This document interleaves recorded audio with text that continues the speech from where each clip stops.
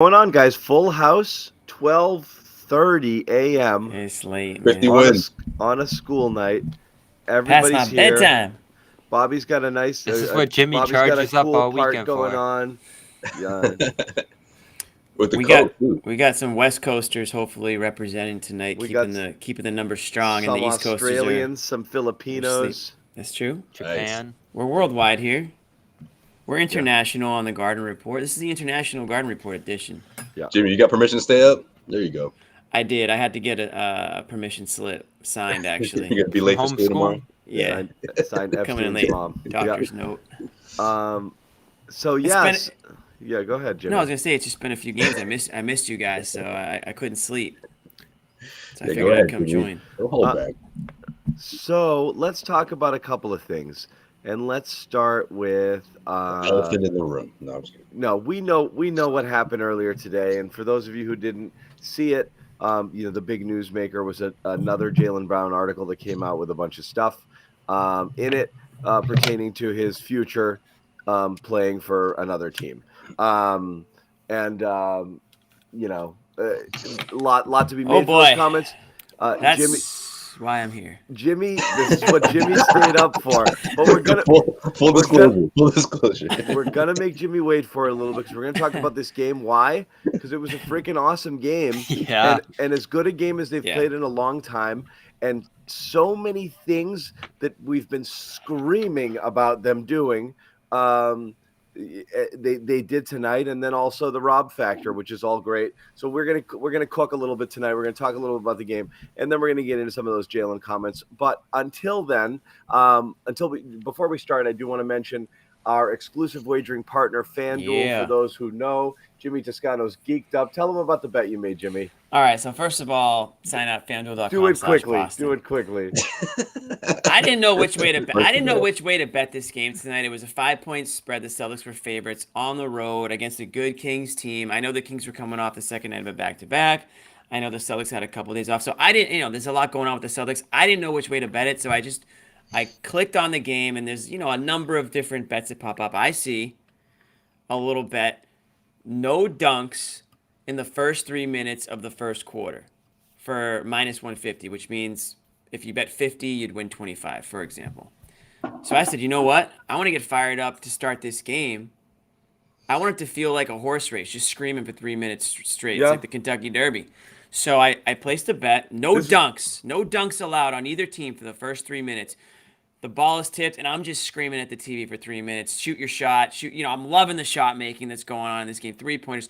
There were a couple close calls. Sabonis got in close for one. Jaylen Brown went under the basket. And, This is quick. yeah, and all of a sudden, I look up. It's 10 minutes left, and then it's 9. I'm counting down the seconds. I hit the bet. And then I hit my bet in the first 3 minutes of the game. I didn't have to sit around all game and wait for Welcome my to our bet new to- gambling show. And I would have Done. known if I had lost it, I can double down on something. Yeah. I can make my money back. So As shout out Jimmy FanDuel. said, FanDuel.com/Boston. All you got to do, deposit 10, No dunks. bet 5, get 200 in bonus bets. And I you're didn't off even and know you running. could bet that. How I about didn't that? either, Yeah. but I'm never gonna not bet it again. It really, it's anything. All right, let's get down to the nitty gritty with the game. I think we reached a breaking point in the Celtics offense recently where I think even the most ardent supporters were especially watching Tatum continue to struggle. I think everyone kind of hit the point of all right, no more excuses. They're just playing bad right now. It's bad shot selection, bad flow, bad pace, bad everything. Okay, so what do they come out and do? They whip. And what's been established early in the season, the more they pass, the less they dribble, the better the offense, the fewer turnovers. It's like clockwork. Move the ball, move without the ball, don't dribble, don't hold it for more than 2 seconds, and the offense is better for everyone. And that's what they did all night. You could see that, and they still got plenty of threes. They jacked a ton of threes, but they attacked, they got paint touches, the ball was whipping around. This was early season offense. This was first 26 games Celtics offense tonight.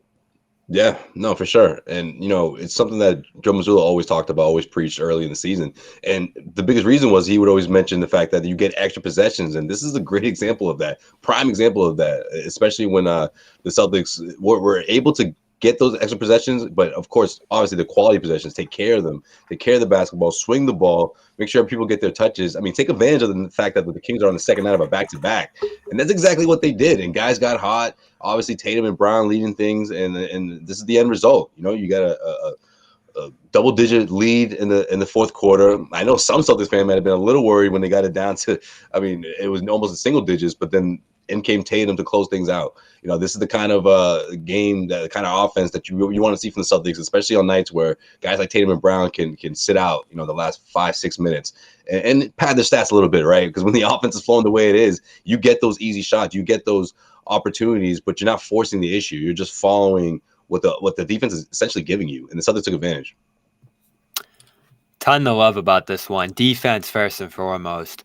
Back to switching, back to a tight rotation of all good defenders with Rob and Grant. Miraculously back involved and looking like himself. Smart good in this one as well. They were dominant defensively in this one. It is the best offense in history in Sacramento. Points per possession wise, points per 100 possessions, and they locked them down. I mean, Sabonis went to work, did his magic in the high post, but they made it tough on him. He was second guessing himself at times. He did body through Rob at will. He went right into Rob's chest. But they minimized the damage as far as shooting goes, as far as other guys getting going. No Kevin Huerter kills them. They've clearly lost a step without him. But seeing Al out on that perimeter, getting in the guys, haven't seen much of that this year. Grant out there switching alongside Rob. Those second units defended so well. Forced turnovers. They look disruptive. John, that 6-on-5 we've been looking for defensively, you saw it tonight. Yeah, there's much more. Again, the defense was connected. It is interesting, and we'll get into it. Like, the Rob box score is not going to tell you anything, but the ceiling-raising effect of Rob makes a difference. And him being out there, and you saw it early, a few tap-outs, keeping balls live, just making sure that they weren't getting beat up on the boards. And those are just, those were just killers during his absence for sure. But Jimmy, you stayed up and watched every friggin' bit of this one. So let's get your take. Actually, I realized that I need to bet in 3-minute increments of this game in order to pay attention. I don't know what happened after the first 2 minutes of the game. No, I'm just kidding. I love the way they came out. Jimmy's like, I got my bet. I'm out. The stat that I really liked, 21 points off turnovers for the Celtics, tells me that not only are they playing good defense, Bobby, but again, good defense turns to offense, makes things a lot easier for them. They don't have to get into hero mode. They don't have to get into one-player mode. They can move the ball on the break. I mean, how many times did we see them kick it to an open guy at the three-point line tonight? I mean, tons of times. So I was happy with the performance. I just think they had good energy. I don't know if the extra couple of days off had something to do with it. Didn't I see bonding in California? I was just going to say, didn't I see something about some sort of team bonding activity? They went to like a villa? So some wine. It's kind of like going to Rome. It's kind of like when the 2007 team went to Rome. What do you think Grant is like drunk on wine? Oh man. Non-stop. Talking. Like, oh, man. He must be insufferable. Yeah. He was on a podcast drinking wine over the off season, remember? Oh my when he said all that stuff. Ears off, man. Can you imagine? He must be brutal. Yeah, I forget what podcast that was and what he said, but I remember it was notable. Especially the wine flow with the wine buzz. Oh man, he must be talking. Oh my crazy. god. No, I knew that would make an impact. Did you Getting healthy That's though? a different kind of buzz, Team only. They call the players only wine tasting, and that's what turned it around. That's it. That always gets you. The players only wine tasting. Maybe they were still a little buzzed off that.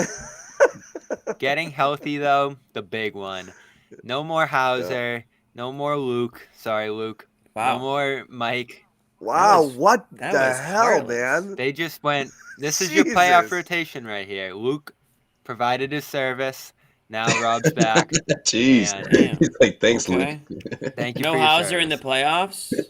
No, you want Grant out there, Jimmy. Look at what Grant did tonight. I know he didn't score well, but he played the role you want him to. He 6 even passed out of points, the corner at 5 one point. rebounds, 3 assists, and he was a +8. So I mean, Can yeah, we say it's- Joe? this Can was we a say Joe good Mazzulla fixed them or stats not? aside. Joe Yeah, I found mean, his rotation. Grant doesn't need to be a stat guy in order to make his effect. He just needs to make the smart play out there and play strong on the defensive end. And Guys, do you guys hear this? Make sure you that's what don't he drive JB away, because the Garden Report is really what's going to make. Oh, you didn't see that coming, Oh. Josh? Oh, come on. Yeah. It's We're John. witnessing JB's prime. It's not us. It's John. It's people. Right. It's people like us, John. You know. Yeah. That's Totally. the issue. Jason Tatum's taking freaking photographs with Kevin Durant, but yeah, the Garden Report's the reason Jalen's going to Yeah. leave. Seriously. This is Yeah. why. He watched The one thing too is, many Jaylen episodes. Brown's been playing great. He's been playing great. Oh, how about that Yes, leaner yes. in the first quarter? He is just on Oh, fire. But Grant, sorry. this is why you should have never benched Grant. You should have never cast him out of the rotation. What should you do, Bobby? Just keep giving him No. 40 minutes Yes. a This game? is why you should have, Bobby. What do you mean? You Grant think the went into benching turned him timeout, around? and Yeah. hopefully he came I out wouldn't a say better I wouldn't version of say it himself. turned him around, but it didn't hurt the team. He wasn't hurting the team when he was sitting on the bench. I don't think it. Well, okay, maybe it didn't turn him around, but it woke him up. It's Yeah, like, hey, I listen, think it contributed. yeah, to some Grant, respect. if you think you're a permanent part of this rotation, you're not. Like that was the message, and it was great. I'm glad Joe did that. I don't know if we see this version of Grant right now. If he hadn't, I don't think it needed to be that extreme. I think that's probably what Bobby's getting at. I mean, I think you lower his minutes. I think it did. Honestly, man. Like if you look at his numbers, and like it was like, what? Why is he guaranteed this spot? And I'm glad Mazzulla did that. I didn't think it was going to be permanent, but it was enough to wake him up. I figured it would. He's out of here. Deuces. He's at bye. He must be. CB. He must Nice be new TV. here. We haven't even tapped into clownery yet. Oh my God. No, my wait. point is, Cape Verde? Josue, though. Cape Verde. I didn't want him lost forever. So you're right. Maybe the benching helped. Maybe it woke him up. They needed him, though. That was my point. $20 million performance tonight from Grant. You need him. And if anything, you saw the difference on that play where he passed out of the 20 corner. minutes, 20 He might have minutes. tried to dribble against that a week or two ago. He might have tried to beat it off the dribble. Instead, he passed it out to the center. I think Tatum got it, and then Tatum got over to White for a three in that third quarter, I think it was. So you just saw smart plays from Grant throughout. Super switchable. They could switch everything tonight. It was so good to see them go back to that defensively. And I think you found your 8 guys. If you're healthy, this is why I said if this team's healthy, I see no way they lose in the first 2 rounds. They're just too good. I'm gonna bring this up in case I forget, because this was like a little teeny moment in there. Sabonis got Rob up in the air on a ball fake. Rob came down, went back up, blocked the shot. It was a foul call. It didn't matter, but that is one of the quicker double jumps we've seen from Rob this season, which is something that I thought has been lacking a little bit. Something that I think is like one of those big Rob things, which is how quickly he can double jump a lot of times and be able to go back up for rebounds or for block shots or contests and things like that. That was pretty good. He still wasn't skying through the air, but we'll get into the Rob effect in a little bit. Yeah. Yeah, no, that's a good point. That's a good observation. That was a good one. I remember making a mental note. I was like, okay, that was pretty good right there. That's what they need. That's the type of Rob they need. And when we talk about they're healthy, I mean, we're talking about Rob, right? I mean, there hasn't been any other major health. Grant's elbow. Comebacks. That was a fake injury this whole time, but yeah, I'm not gonna lie, man. Look, well, first of all, let me say it was a great episode, great conversation. But when Jared mentioned that during the last episode of Celtics Beat, I lauged a little bit. I was just like, I'm gonna say the same thing yeah. about He was including my report, about his elbow. I'm like, I'm gonna say the same thing about Rob that I've said all year. I just wish we started on the injury report at least once. I want to see it. I want to see it continuously. I want to see it Friday. I want to see it. You want to see it against your Pacers? I want to see it against my Pacers. I do. I want to see it consistently. I don't want to see a good Rob once every 10 games and then he has to sit and then it's all this stuff. Oh, Corrales getting in on it? What did Corrales do? Probably nothing. Probably just reported facts. I was gonna say he's more pro Jalen, no? It doesn't matter. I think Judah hate watches us. Like I saw a tweet earlier. Honestly, like the people who can't come to grips with the Jalen stuff today. We haven't even started. We haven't even started. These are the people that grow up to be stalkers. Take a hint, guys. Yeah, I know. It's like, okay, just back off a little bit. Just listen to what they're saying to you. So you're saying it's like they so you're saying it's like they have way they see it in their mind. I'm telling you, I'm leaving. I'm going to walk out that door right now. What's he saying? Oh, you big goof! Get back here! Get back here! You Come on. Here you go, Supermax. Yeah, just take this. Come on, again, take this. But we'll get to Jalen in a little bit. Let's get into like, did Joe all of a sudden learn how to coach again tonight? Like, what happened? A little bit. Come on, no. Tight rotation, no messing around, keeping Rob on the bench, no more double big, and they bought into whatever he told them before the game, which was pass the friggin' ball. Were you 100% convinced they were going to go to White, John? Yeah, I wasn't. Yes, only because you know what? It's easy. It's easy to do because Rob's coming off an injury and you're limiting minutes. Yeah. And so it makes sense. It made sense all year, Bobby. It did, because you knew Rob was coming off surgery and he was gonna ramp back up anyway. And you knew Al's minutes needed to be managed. I would have been staggering these guys all year. I don't understand why not. And play them together in moments when you need to. But starting the game with them messes up your whole rotation, and it forces you to do things like forget about players' entire fourth quarter. That was sometimes. The big one tonight, huh? 37 for White. So like White comes in and he plays big minutes, like as a starter. I mean, he's clearly been your third best player this year, but like this makes sense. There might be a team or two where you're going to need to lean on double big more. But I don't think you start the game with it. I really don't think so. They set enough of a defensive tone without having to go there early.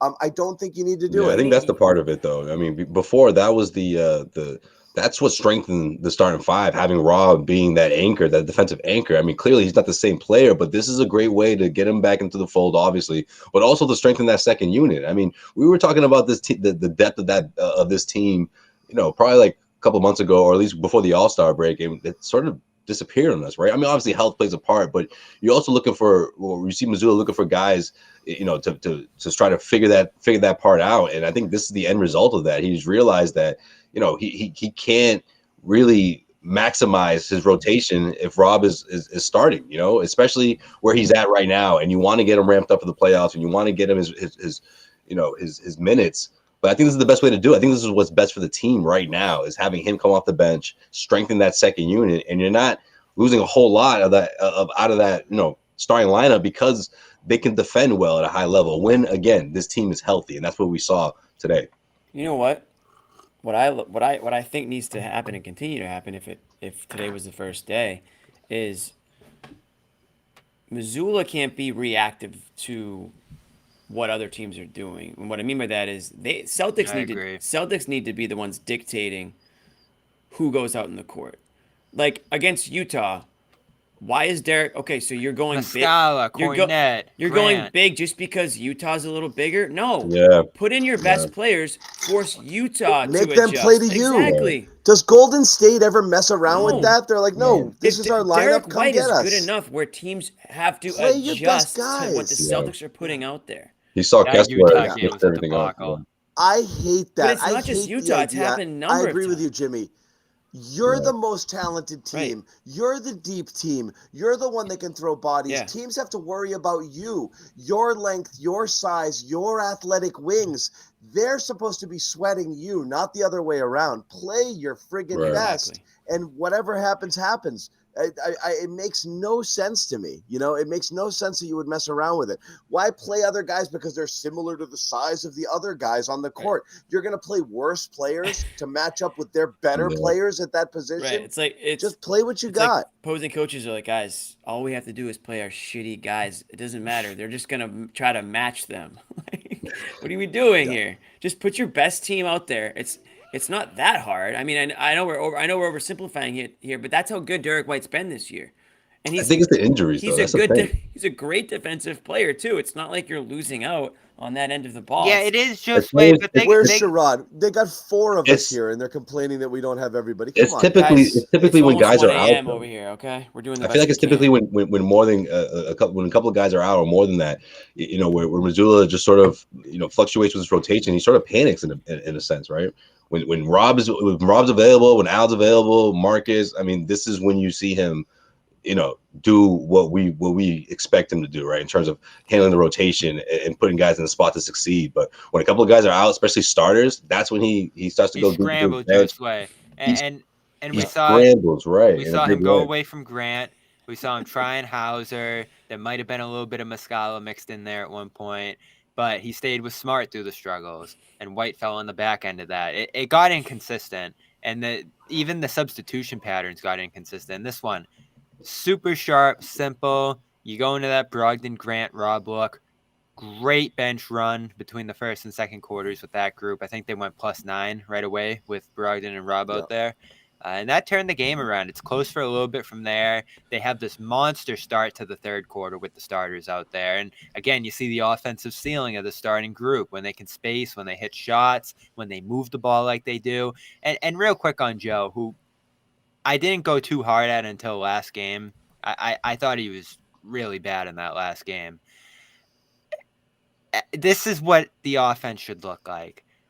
That was his You worst had game. 2-3 weeks there where they're getting Tatum launching those pull-ups, and they're doing all this different diversion stuff through him.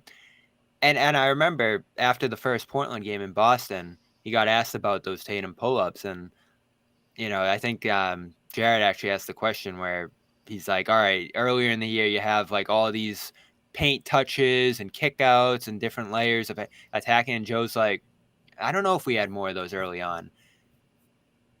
Tonight you see the impact of those, and he really likes the Tatum pull-ups. I get it, but you need this too, and you need easy looks, and you need paint touches. Look where Tatum was getting the ball. Tatum was so aggressive.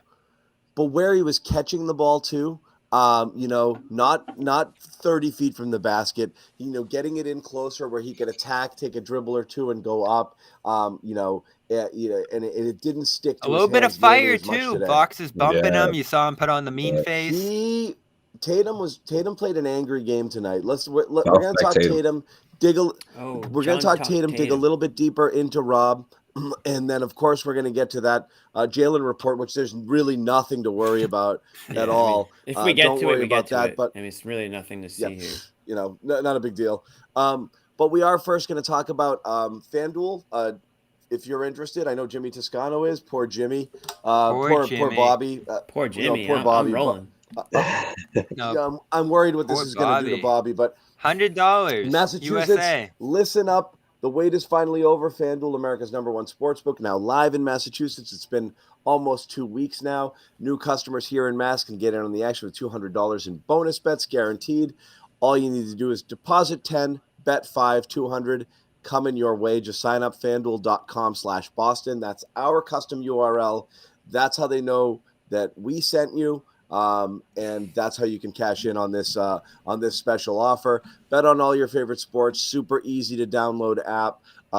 You really can't lose if you follow guys like Jimmy Toscano and their 3-minute wagers. That's almost a guarantee here. The 3-minute man over there. So don't miss your chance to get $200 bonus bets. Win or lose, visit FanDuel.com/Boston and take advantage of that special offer. Bet 5, get 200. FanDuel.com/Boston. We do need to tell you that you must be 21 or over, and you must be present in Massachusetts in order to cash in on this deal. As we said, $10 deposit required. The bonus is issued as non-withdrawable bonus bets, which expire in 14 days. Restrictions apply. See terms at sportsbook.fanduel.com. Gambling problem? Hope is here. Go to gamblinghelplinema.org. That's gamblinghelplinema.org, or call 800-327-5050 for 24/7 support. Once again, FanDuel.com/Boston. Get in on the action. Let's get back into the game. Angry Tatum game. Almost like his counterpart on the team said shit about him earlier in the day, and he was a little bit angry and kind of came out and he's like, almost what? His leadership was questioned a little bit. Almost like leadership was questioned. Almost, and he just came out. He's like, "Give me the ball." And he was angry. This was as fired up a Tatum as you could see. He's not a demonstrative guy. He was definitely locked in on this tonight. He was. It's good to see. And honestly, I'd like to see it a little bit more often because I feel like he's been lackadaisical for the last couple months. I know I'm not alone in thinking that. I think that, and to be honest, I think he would even probably say that because he has essentially come out after poor performances and said that he hasn't gotten off to good starts. He's felt like he hasn't had the energy that he's needed. I'm paraphrasing, of course, but that is generally the vibe that I get from his, how he feels he's playing. And if you watch the games, you see it. And this team does John Zannis kind of march to the beat of his drum, I would say. Not necessarily everyone on the team, but most of the people on the team do. They follow his lead for sure. Yeah, so it was good to see it tonight, and it's no coincidence that the team kind of followed suit. And you talk about the assist to turnover ratio, you talk about the strong defense. We didn't see like the pouty Jason Tatum who was getting double teamed and wasn't hitting his shots. At the end of the day, guys, the Celtics came out hot tonight shooting. We can credit Joe, we can credit whatever you want to credit, but it's a make-miss league, and the shots started to fall early. A lot of it had to do with the way they played, ball movement. He was moving. Yeah, he was moving. He was aggressive. He was He wasn't just too. taking those step-back shots that we all can't stand. But he was catching the ball on the move as well. It's like something that's super important for him to do. I actually thought, we mentioned Corrales earlier. He kind of wrote that article the other day that we've been, kind of really banging this drum for a while. Like, it's very evident. And again, it's almost the same as like, what the Celtics' success is based on. Same thing with Tatum. Like, he's obsessed with doing the thing he's worst at. And that's the pull-up jumpers and playing in isolation. He's the worst volume pull-up shooter in the NBA. The worst. The actual bottom. The worst. And he's a very poor ISO player. His overall percentages are terrible there. So, but he keeps defaulting to the thing that he's worst at instead of leaning into the things that make him more successful. And it is strange. It's almost like an entire Celtics habit of constantly like falling back into the bad stuff. That's what we kind of went back to it last year. Like, will they revert? Can they sustain? Can they maintain? And you see it in flashes. Like tonight was brilliant offensively. Tonight's the type of offensive game you want to see Tatum play. This wasn't one of those Tatum games where he pops off for 35, 40 points because the crazy shots were falling. This was one that he did it through a push, right? Yeah. Blue by Sabonis many times. It was different. It wasn't one of those where like, well, the step backs fell tonight and everybody feels better. But I hate those games. He found a rhythm too for those tough shots. He's just going to go back and do that again. You don't want to see that. Exactly, Josue. Yeah. No, for sure. And especially when he's not. I mean, I know we give him a lot of flack for those step back 3-pointers where he's just not failing it. He's just going to revert to that. Hoping that they go in, or hopefully he gets to the free throw line. No, I mean, he attempted 7 3-pointers in this one. I mean, a lot of his attempts were inside the arc, and they were good looks, and they were off of what the defense was giving him, and he was aggressive, and he got to the free throw line. I mean, this kind of well balanced attack. I mean, 30+ points. This is easy for Tatum, right? He can do this in his sleep. But when the Celtics team is also when the offense is flowing the way it was tonight, and guys are also getting their looks, I mean, that's how dangerous the Celtics team is. And yeah, I mean, I feel like he set the tone, and this is bounce back Tatum. This is what we were used to seeing this, right? When he's not as efficient on offense, and it came out in a big way in this one. I don't know if it would be in this one or if it would be Friday night against the Pacers, but I'm glad it was against the Pacers. Can he keep it up, Josue? That's the thing. What's up? Like, will he do it? Will he do it again, or is he going to be like, I like breaking people down and shake and bake and shooting the pull-up? That was the other night. I'm doing it's this. It's not just going to disappear, John. Yeah. I mean, that's a part of his game that he's going to continue. Especially since they want him to do that. Right. That's the other thing, is that he's not getting reprimanded for taking those shots. So, I mean, it's great what you want is for him to see it working in other ways, like tonight, for example, and you want him to want to play like that way more often. And if wins are going to follow, then, I mean, yeah, Bobby, in one hand, yes, they do want him to shoot the ball more, but if they're winning with him playing a more efficient style of basketball offensively, then they'll change their course. I mean, at the end of the day, everyone has the same goal, is to win games. Well, for first quarter, 5 shots, 1 3.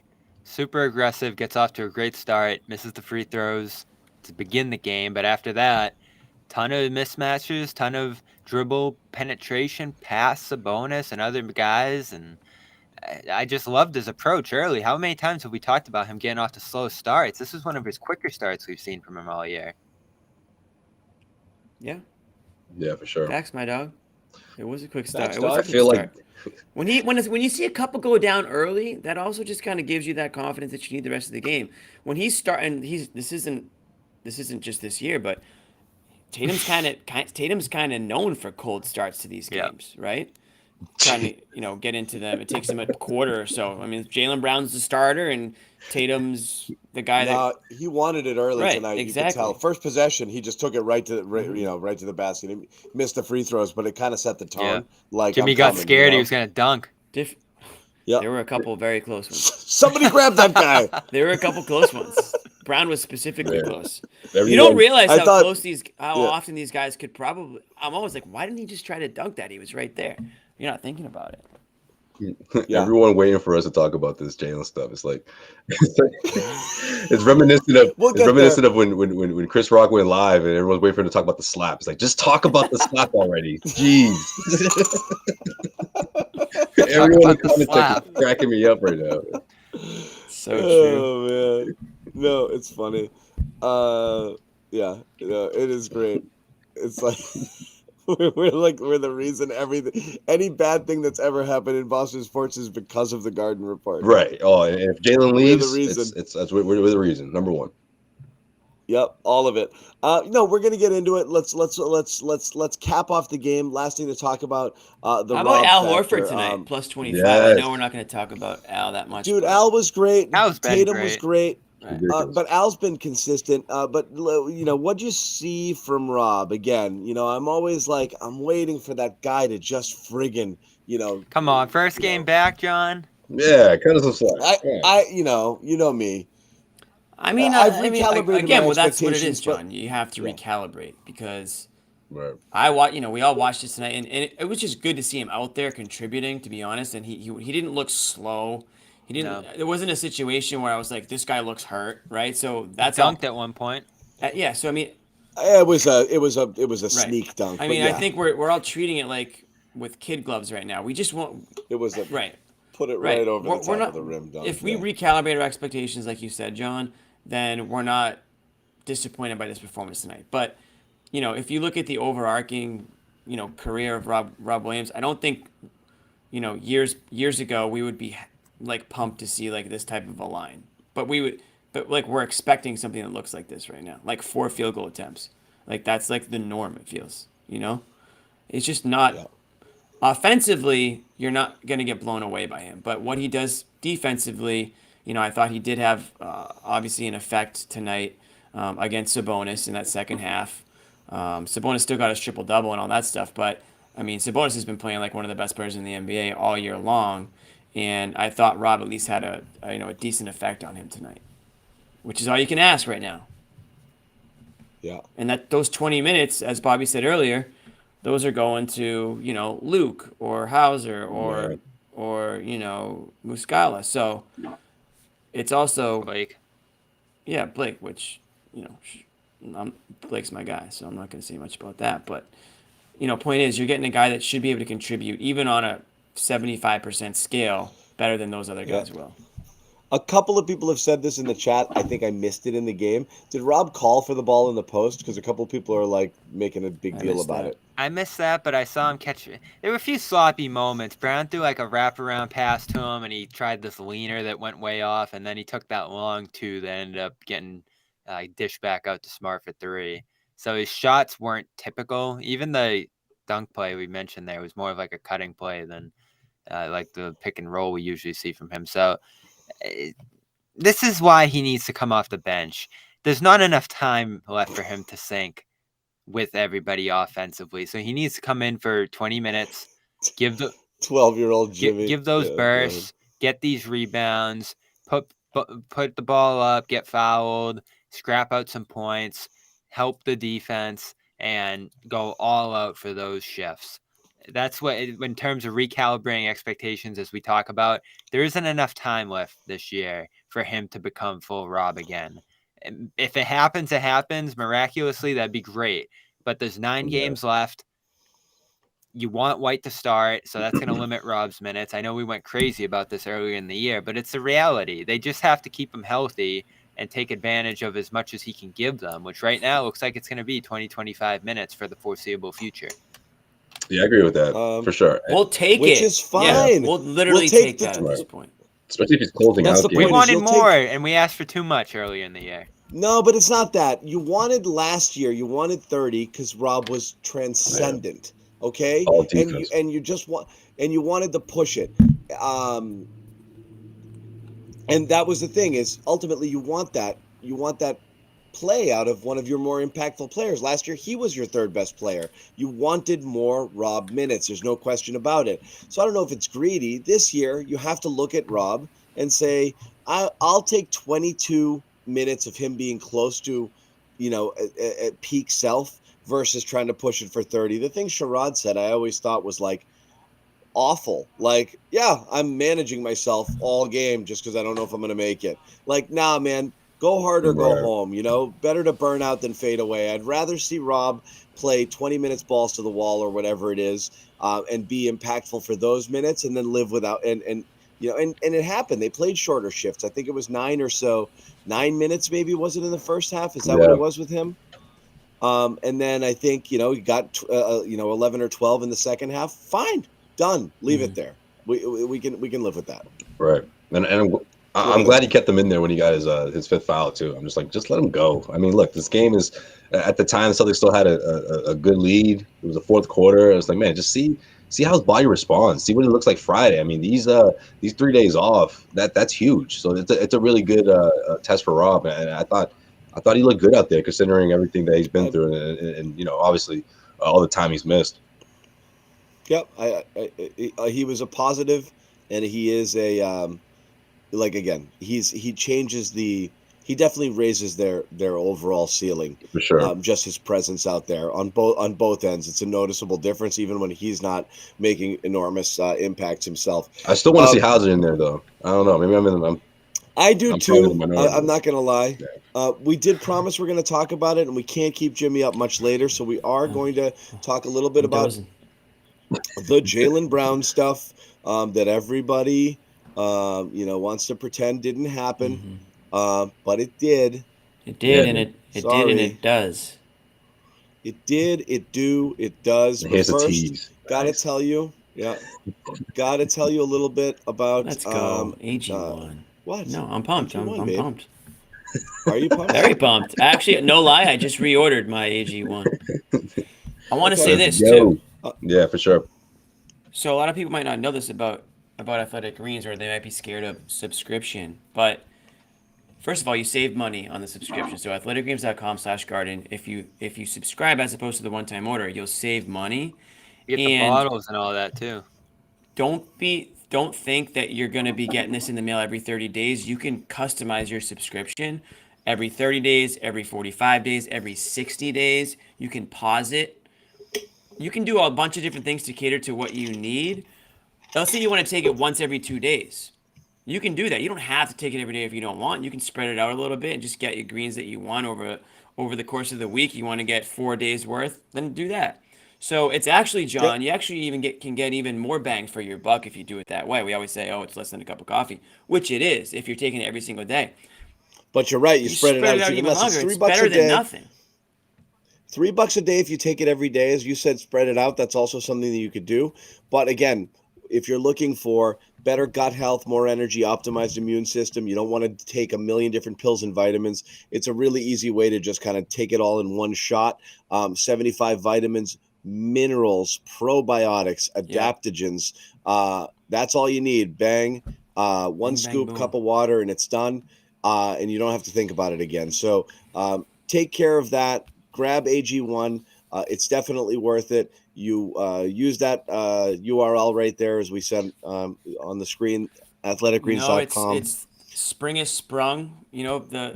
The sun's coming out. People are getting up earlier. People are getting a little bit more active. You're out walking around. You got to have that extra little health boost in you. There's your gift, 1 year supply, vitamin D, 5 free travel packs. Plus, we will send you a t-shirt. Yeah. We promise. Shots fired. It's a good looking t-shirt. Yeah. I'm told Yeah. I have a hard hat on the actual T-shirt, which I hope is true, but I haven't seen them yet. Yeah. So let's transition a little bit, and let's talk about this. Jaylen Brown discussed his time and with the Celtics and future in Boston in an interview with The Ringer. This was wide ranging. I Very wide Again, ranging. these are exact quotes. We're going to show you All right, some of good. them, and we're going to talk about them, and we're going to go through some of it. What's interesting is near the end of the article is the one that I think has gotten the most amount of publicity, and that's talking about his future in Boston. And at this point, Jaylen Brown said this: "I don't know. How long are you remaining? You're talking about remaining in Boston long term. Okay, I don't know. What do you interpret I don't know as to mean? He doesn't know. Okay? He's literally telling you, I'm not sure if I'm staying. As long as I'm needed, it's not up to me. It actually is up to you, but that's fine. All right, read the quote. Read the We'll quote. see. Yeah, man. Read the quote. I can't figure out We'll what he's see. saying and what you're saying. We'll see how they feel about me over time, and I feel about them over time. Hopefully, whatever it is, it makes sense. But I will stay where I'm wanted. I will stay where I'm needed and treated correct. Okay? Almost feels like directed at somebody. Okay, so there's a lot of other stuff in there about how he feels about the organization. We'll get into that, but that's pretty unambiguous at this point. He's saying he's not sure if he's wanted, and he's currently saying, I don't know. I'm currently don't feel I'm necessarily being treated correct. Why else say if I'm treated correct, I'll consider staying. If you were satisfied with the treatment now, you wouldn't say anything like that. There's really nothing to interpret here, even though people are bending themselves into pretzels to say, I don't think he meant that's Who not. wouldn't want to He be didn't treated say correct? anything. Who wouldn't? Who wouldn't want to be treated Right. correctly? There's no reason to say that unless there's an issue. There's no reason to say you don't know if you're coming back. Unless you actually don't know. You're not worried about being stuck here or pigeonholed or turn into a Kyrie Irving situation. He can always say, I love it here. It's great. We'll see what the future holds. Obviously, there's no guarantees in life. We'll address the contract situation when it comes down to it. But right now, there's no place I'd rather be. Non-committal pleases everyone. That's an easy answer. He didn't give that answer. He said, I don't know. Because I don't know if I don't know if they want me. I don't know if I'm going to be treated well. It's better here. you got that I answer don't than know. the Kyrie, though. Yeah, no, but it's fine. What I'm saying is, Which is what? I don't know how you listen to this and feel. I don't know how you listen to this and feel good about the future with Brown. There's a lot of people that are like, why would he leave? Well, that's why. He's telling you why. And it's possible now. I think a lot of people have had it locked in their minds forever that he's staying. Like, why would he leave? He's absolutely going to stay. It's awesome here. Tatum and Brown. Like, you guys think it's awesome. I don't know if Jaylen thinks it's awesome here. Does he like JB for 3? No, I mean, I get it. Fans think it's awesome and can't fathom why he would leave, but he's literally telling you why he would leave. Between this and the New York Times article saying that he's, the city of Boston hasn't been welcoming to him at all and has not improved nearly as much as he'd thought. Yeah, you guys missed that now issue. too. Yeah. So, I mean, you combine these two, he's basically stacking a lot of different things that aren't ideal for him here, which don't guarantee a return. Doesn't mean he's not returning, but at this point, you have to absolutely say this is a situation that has to be kind of watched closely. Yeah, for sure. Yeah. And Jimmy, Bobby and I talked a ton, so I'll let you and Josue kind of take your shots at this. And anyone who wants to check it out, Bobby and I talked about it earlier in the day. I specifically didn't watch that episode because I didn't want to already know what your takes were going in. But so what stuck with you most? Well, we got arms folded, Jimmy. Here you go. He's focused. Arms folded. No, I mean, just based on what you just said, John, I'm kind of where you are, and I actually have been there already. I have always been a little bit hesitant to just assume that Jaylen Brown, everything's honky-dory, and, he's going to resign, and him and Tatum will just, go off into the distance together and retire their numbers on the same day. I never got that impression. Now, where my concern kind of, my eyebrows raised a little bit is how often do players go on these sort of, it's not a media tour, it's a couple outlets, but it's kind of rare, right? Throughout in the middle of the season. I know the interview didn't just happen, but I know Bobby. I don't think that's what happened, Jimmy. I said that earlier. This interview's from January, the latest one. I don't care. And the other one was last week. January or last Late week. January, and then last. Yeah, but he's not looking for whoever's willing to listen and saying this stuff. You had two outlets specifically going to him with these questions. But Bobby, why is my question? Why? It's just not common. This is a guy who doesn't do No. So? I mean, it's a question. Is it about the contract right now, or is it about winning a championship and playing good basketball? Both of the interviews are about nothing. Right. They're about, let's just talk to Jalen about everything. People are going to seek him. Activism, seek him his out, life. I mean, they're two tell-all interviews. Just out of the clouds. In the middle of the season. Out of nowhere. How many has he done before this? Right. So he's mentioned stuff. I mean, he's talked about sacrifice at the All-Star game. How many tell-all That's another thing, Bobby. Has he done? Good. Bobby brought up another thing you can wonder. That, my concern is that whenever Jaylen Brown talks, it's never really anything positive, right? He's talking about sacrificing. When has that ever been a sacrifice for something that you've really wanted to do? By definition, a sacrifice, I mean, typically it's, you're giving up something for the greater good, right? Mm-hmm. So, I mean, that's something else. So you want to talk about role. Okay, well, if he's talking about sacrifice, then, okay, so he's not thrilled with his role, right? He's sort of doing what's best for the team. He averages the 7th most field goal attempts in the freaking but this NBA. Is what his thinking is. So sacrifice. John already mentioned it. He doesn't seem to be too fond of the city of Boston in general, right? For whatever reasons, for a number of reasons, and they might be fair reasons, but he's come out and said that, he's had some issues. He's called out the fans, and I know not all fans, but some fans as being toxic. So now the non-toxic fans have to now defend themselves and explain that they're not the toxic ones everywhere they go. He's kind of, in a way, said that he's not a huge fan of ownership, right? Yeah, he mentioned Wick and Steve, specifically mentioned them by name. The house buying in Boston. Wick and Steve, not on the same page. We haven't even begun. No. I mean, we haven't even gotten it. I mean, it's all negative, right? Layup opportunity. It's all layup opportunity negative. To, compliment Jason Tatum, and pretty much said the exact bare minimum of, it's almost sounds just like a working relationship sort of thing. I mean, all these quotes are out there. That was the last thing, that last part of the quote he said. But prior to that, Bobby, it was essentially same as it's ever been. We were laughing with Sherrod. I asked Sherrod, what do you think of John? Right. Same as it's ever been. Same as it's ever been.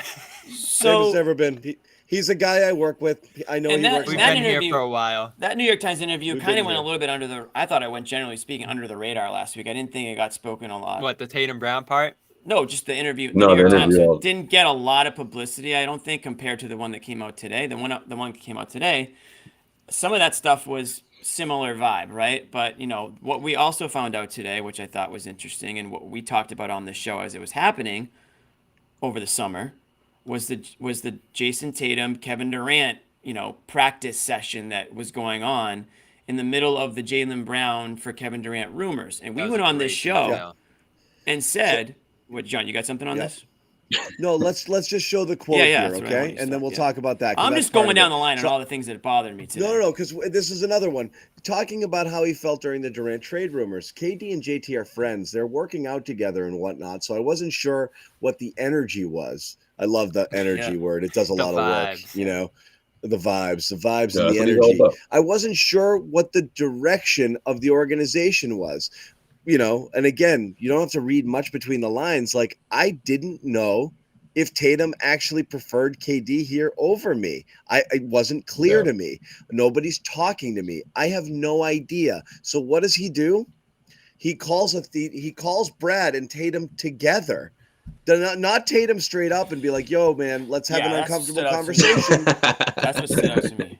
He calls these guys on a group chat and they talk about FaceTime, it. Man. Once we all get together, I kind of talked it through. We all left on the same page, but the actions that was taking place during that time, it just didn't seem like that was the direction that the organization was going in.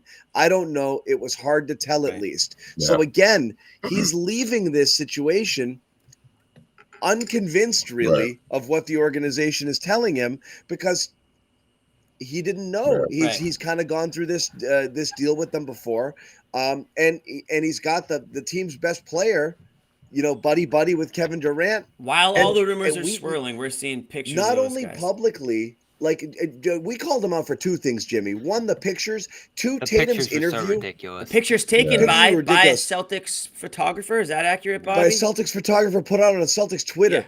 Yeah. I don't know if it went on Twitter, but I don't think it went on Twitter either. On top of that, and again, this isn't all on JB. You guys don't enough. Because you guys got to get out of your heads with like it's nothing. He's literally telling you it's something. He's telling you I'm bothered. It's not anti-J. It's not anti-Brown. He's telling you I don't like it. I don't like stuff. Listen when he's telling you, and he's telling you I didn't really love that from Tatum, and I'm not loving what I'm getting from ownership and management with being jerked around, not being the guy, constantly being in trade rumors. I don't love it. Okay, he's literally telling you. So listen, if you want to be critical of the Celtics organization and Tatum for what they did, you can, but don't pretend he's not actually saying these words. This is not an interpretation. It's his actual words. He is telling you how he feels. So listen to the man, okay? The Tatum thing bothered him. And it wasn't just that. Tatum afterwards comes out, gives a horrible interview where he doesn't do anything to dispel any of this stuff. None of it. He just said, well, I can't really control and whatever happens. I work out with people. Wrong. Again, wrong on Tatum's part. Totally. Bad leadership. Bad leadership. You have an obligation to make Brown feel better and wanted. And you guys called it out at the time. The workout was bad. The interview was bad. Bobby was clamoring for Brad to go out literally and hold a press conference to say, we love Jaylen Brown. They had to, and look at it now. We thought it was a little ridiculous, but you're right. That's serious damage done. We all agreed that it was bad optics, right? We all said that. What's Jaylen Brown thinking, seeing this? And sure enough, he was thinking the same thing. What the hell is going on? What I can't figure out is how him and Tatum aren't even close enough where they can have that conversation. Because they're not, man. They're not close. Right, exactly, Josue. They literally had to get a mediator involved in Brad Stevens or a witness. Be the middleman on a three-way. That's what that is. I literally don't understand comments like this, guys. The house is on, like, there's flames shooting out of the house. Like, it's nothing. It'll be fine. Like, he's telling you. It's really bad. He's got problems. So, and again, it's look, really not and great. I appreciate the Go ahead, Josue. I appreciate the transparency. I really do, because I think that's what both of these articles are about. This is what I've been going through. This is what I've gone through. In case you guys forget, it hasn't. He been went great. back to the Hayward thing. Josue. Exactly. Like, he lost his starting. Okay, even from the very, very, very beginning, people can say what they want about what it really was about, and I'm one of those guys too. When he was booed on draft night, it was more about the situation. Well, exactly. It was more about the situation than it was about Jaylen. But Jaylen didn't take it that way, right? And I thought it was really telling when he talked about how he was trying to prove to the league, essentially, in those first couple of years, that look, I'm a third overall pick. I'm as good as Ingram, as guys in my draft class, Brandon Ingram, I can outshine these guys, and up to the point where he is now, where he's saying, look, I'm one of the best players in the NBA. He believes that, and that's great. But look, it wasn't easy for him to get to this point. He lost a starting job. The star point guard who came in, and Kyrie Irving, couldn't stand him. Like, all this stuff is added up, and I like that he's talking about this, because it gives everyone a window into what he's been going through. And look, when he says he doesn't know what's going to happen, I don't blame him. Like, look how much things have happened throughout the past 3-4 years that he's seen up close and personal. And whether it was the way Kyrie left in this situation, or the Ime situation, I thought that part. I mean, look, maybe he doesn't agree with how the Celtics handle things with the Ime, with how Ime was suspended, and like he doesn't. That's something we talked about And as well. And look, does he trust an organization, a Celtics organization, after everything he's seen? No, he doesn't. But none of this stuff is news to me. Honestly, I'm not surprised. Yeah. I'm just saying, I just look at this him being transparent and letting everybody know, like, look, this is what I've been going through. It wasn't easy getting to this point, and shit, who knows what the next year is going to be? It's gonna tell, because just last summer, after making the NBA Finals, I saw my teammate, potentially teaming up with one of the greatest scorers of all time, and Kevin Durant. And what was that gonna happen? What's that gonna mean for me? And look, I understand where Jalen's coming from, and I understand the fact that he's not as trustworthy with the organization because of that. But also, Celtics fans got to relax a little bit here and say, look, let's just see what happens, in terms of where he's at mentally and staying in Boston. But none of this stuff really surprised me. I am relaxed, all right, buddy. I am relaxed. Here's another one. Like, none of this stuff really Here's surprised another me. one. Here's another one on the organization. It's hard coming into teams and organizations and being warm. They operate on different principles, I think. This is an organization. They look at it as a business, where they'll tell you one thing and then behind closed doors they'll say another, and they'll trade you off, tell you we love you, and they'll be like, we're going to trade him next week. I think that's just how the business is run. Look, I know he's talking about the NBA business in general, but he's literally he says this is an organization, okay? They look at it as a business. He is talking about the Celtics organization that has jerked him around and offered him up in trades at least 3 or 4 times for players that they deemed better than him, whether it was Butler, Kawhi Leonard, Kevin Durant, on multiple occasions now. He's come up in legit trade talks of literally the entire plan of signing Kyrie Irving. He sits here for a year with Kyrie, loses his starting spot to Hayward, who he was better than at the time, okay? And then has to basically sit there knowing that the entire strategy is to build the future around Tatum, Kyrie, and Anthony Davis in a package that includes Jaylen Brown and a whole bunch of other shit. That's the entire year that, like, I'm being fattened for slaughter. I'm being literally this was an NBA retweet. This is The Athletic writing that they offered him for Durant. And if that wasn't true, you can't come out and disavow it. Right. But you know what else too, Bobby? You know what else too? This isn't going to stop. It's not going to stop. Let's be honest. Like, the next star, whether it's, I don't know who, whatever. Last year it was Kevin Durant. Let's say it's someone else next year. Who's the first name that's going to be mentioned? Jalen. It's never going to be. Well, we're not trading Tatum. It never happened. Especially now that you might have to explore it. And that's exactly it. If you talk about Jalen not being sure about signing here, that's a factor that's not talked about. That's going to happen every season. I could sign, and all that means is you're going to trade me. You're going to dangle me the next time a guy you think is slightly better than me is available. Well, he can ask for a no trade clause. Oh, sure, but I mean, and again, so you're just going to ship me somewhere I don't want to go. So why am I committing to you? Every year I come up in trade rumors. At what point does that stop? So again, I'm not blaming him for feeling this way. I'm literally just saying to people, this is what it means. He's telling you that I'm not sure because I don't love the way I've been treated here. Like, he's telling he's got a list I don't of like reasons why.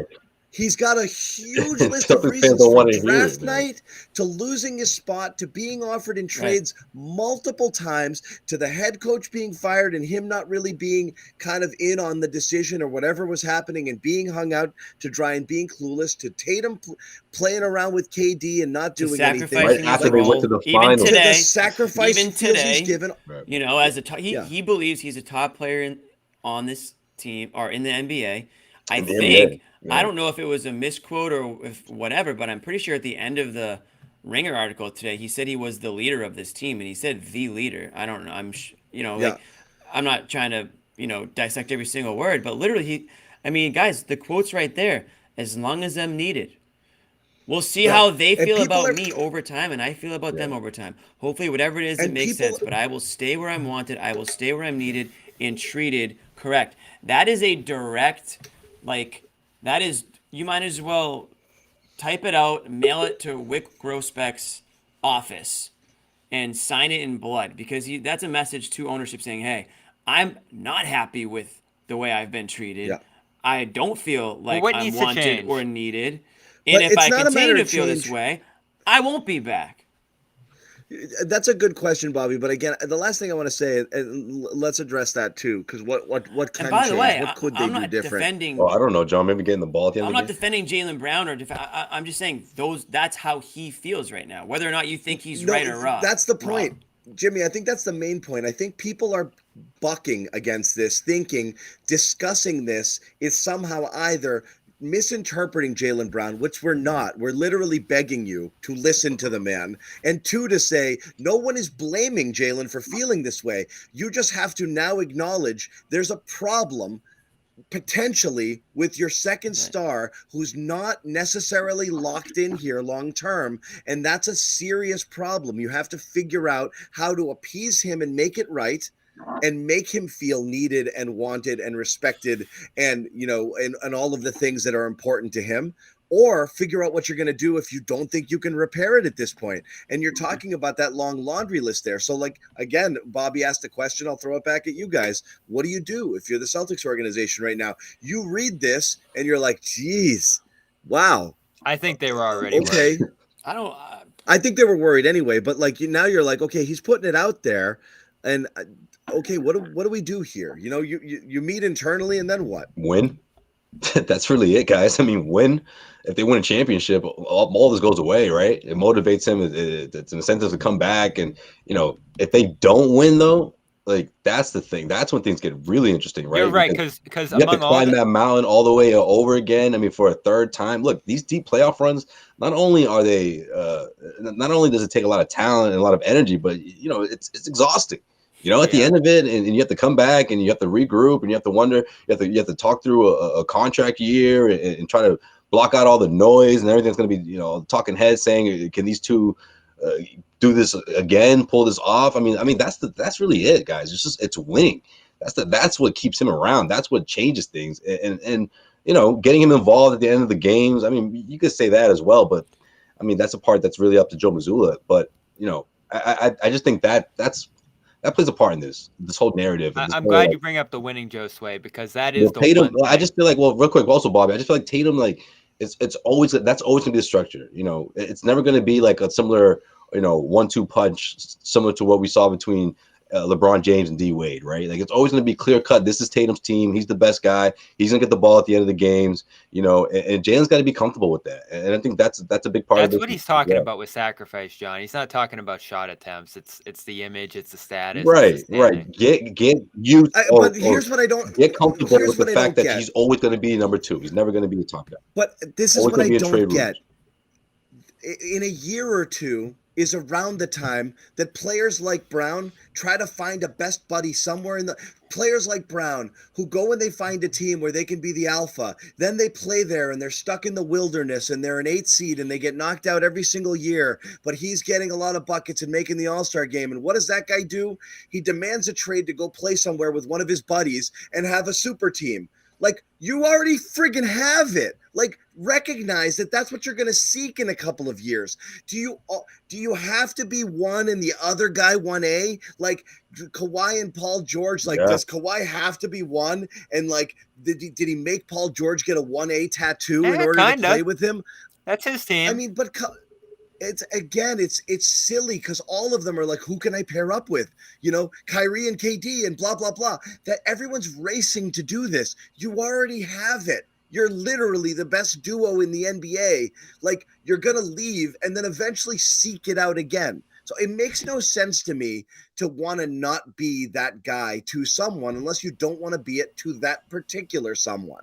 Do you want to go play with a guy you're boys with, and the two of you will do it together because you know that there's mutual? He hasn't made this decision yet. He's still feeling it out. What's the secret sauce? Because nobody goes anywhere and says, I want to be the only good player on this team. This is why I'm glad Josue brings up the winning, because, again, everything in here is negative. Everything here paints a bad picture. But there's still 2 things that point in a positive direction for this working out, and that's this being a great situation winning-wise, as long as they don't slide here and lose early, as Josue said, and the $300 million. And it's still, I went off about this earlier, Jimmy, that the Supermax thing pisses me off because the Celtics should have the right to pay him what they want to, and keep him around with a major salary advantage. And this stupid voting system is going to screw them over unnecessarily. Yeah, If I mean he that's a doesn't- huge part of if this he as does- well. The Supermax, Yeah, yeah. if he Because doesn't, again, if they give him $300 million, he's Ooh. signing it, isn't he? Again, that's the assumption. It'd be Because again, stunning I if he think, didn't. as we said, his agents are telling their players sign it. If you don't like it, make them trade you. But take that money because you can't get it anywhere else. So yes, if he gets, the conversation completely changes. I don't think there's any world in which he doesn't accept a super max offer, because you're talking about $80-90 million difference over whatever else can be offered. That's monstrous. so So that's how- where you're at, though, right? it could be as easy as that. But if he doesn't get it, you're entering the offseason really confused about what you do if you're the Celtics. Can you make it right and convince him here? Because I don't understand, like, is Jalen saying feel respect if they need or want me? Meaning, like, does he think there'll be shenanigans and not offer him the max? Like, I don't understand this in NBA. Well, that's in the interesting. NBA Jimmy, world. you mentioned that earlier. Do you think they'd hesitate to offer him $300 million? Probably not, because I think they don't want to lose the asset, right? Yeah. And he's kind of There's no right. chance. Yeah. He's gonna gonna And you get had it. this Yeah. window, no reason the not championship to. window. Why wouldn't you? I mean, Well, what do you mean, John? He's not only going to get it from the Celtics. So What I'm saying is, no, his next contract, wherever it goes, is determined. So Right. that's what I mean. Is Sure. like, there's no reason. This isn't a leverage game. This is what I don't understand for Jaylen Brown. If you don't want to commit, you don't want to It say can't anything be because a you don't know how it's going to go. leverage thing. Like, it can't be a leverage thing. This is just him trying to be honest and put some stuff out there about how he's feeling. And so again, I'll urge people to listen, but there's no backside, there's no downside to it. Like, he could have said, I love the Celtics organization. This is when I want to be for the rest of my life. And it doesn't matter. He's not hurting his negotiating power. He's getting the max here. Right. The super max if he gets all NBA, or he's getting the max somewhere else. His next contract is assured. So it's not there's no money play. It's really just a choice. If it's as easy as, like, oh yeah, I want to feel respected, does that mean, like, as long as they offer me the max, Well, I'm it's good? interesting, John, because Then it's fine. Then it's like not Jimmy an issue. brought up earlier, if he gets traded, he loses the Supermax outright. Right. So it's the opposite. If you're making a statement like this that could get you traded, you might not care as much about the Supermax. here's the thing. Because if you remember Lillard and Beal, oh, I love Washington. Oh, Portland. I love Portland. Because they were getting the Supermax. mhm. And if they got traded, they weren't getting it. Legit, what does this mean? Yeah, it makes no. So for those listening and not watching, he says, John, JB has been committed. The team hasn't been committed to him. Do you not get that? Yeah, I mean, and this is kind of where I'm at with it. They've given him. I got to say something here like, in the last 10 minutes. Can I what get is a the word in? commitment? I think the trade rumor thing. Go ahead, Jimmy. Okay. So I don't even know where to start because I've been keeping track of everything you guys said. But I know, so just so on what? this, just So on this what? comment alone, I guess I'm not really on. sure how the team hasn't been committed to him. At least, I mean, on the court, obviously, I think the only thing they could do differently, and this is a Missoula thing again, is to me drop a couple more plays for him late in the game. I don't know, but that can't be what it's about. And I know Jaylen Brown has a laundry list of concerns and issues with apparently everything going on in his basketball world and on the court and off the court. But I'm just not really sure. I mean, somebody asked the question, what else can the Celtics do? Yes, Josue, you make a good point, win. And if it was that easy, I'm sure they would. But other than that, I'm really not sure they can do anything. It almost feels like Jaylen Brown has already these, pretty deep beliefs and thoughts about what this organization is, what this city is, what his teammates kind of are at this point. I don't really know what else they can do for him. I mean, the guy's, making a good chunk of money and he's set to make a lot more. Now, my question is, what do you do if he doesn't get an All-NBA? If you're the Celtics, what do you do if he doesn't get the All-NBA, first, second, or third team this year?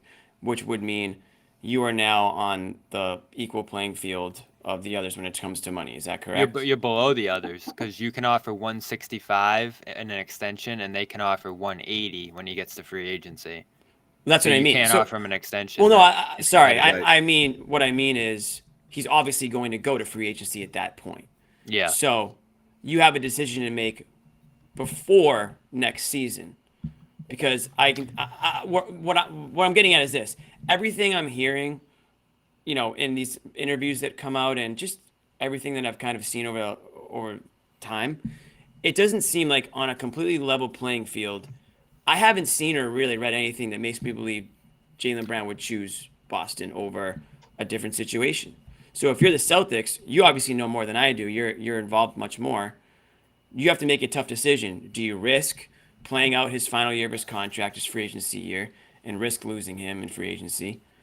Or do you consider your other options, which would be for a trade? Now, the other problem with that is you're trading him to a team that also wouldn't guarantee that he's staying there. So you're trading him away for much less than what he's worth at that point, because the team's going to take on that risk. I told John earlier, I keep him.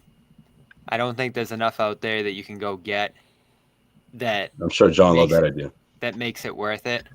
No, I get what he's saying, but I lean in the other direction, but I get it. My inference, just inferring, based on... You're seeing the same stuff I'm seeing, right? Depending on how this year ends, I think they'll explore it. I think they're going to look hard. It really depends on how this year ends. If they win lose the early, title, John. if they win the title, obviously he stays, and they try to make everything work. I don't think that's obvious either. I shouldn't say that's obvious. I think it heals a lot of wounds, John. You think he might still want out if they win? I think there's a lot of damage done. Me too. But don't you think winning could heal some of that? Short of the Supermax, he might. I actually think winning a championship makes it easier to leave, because it's like, I got it. Now I want to go carve out my path.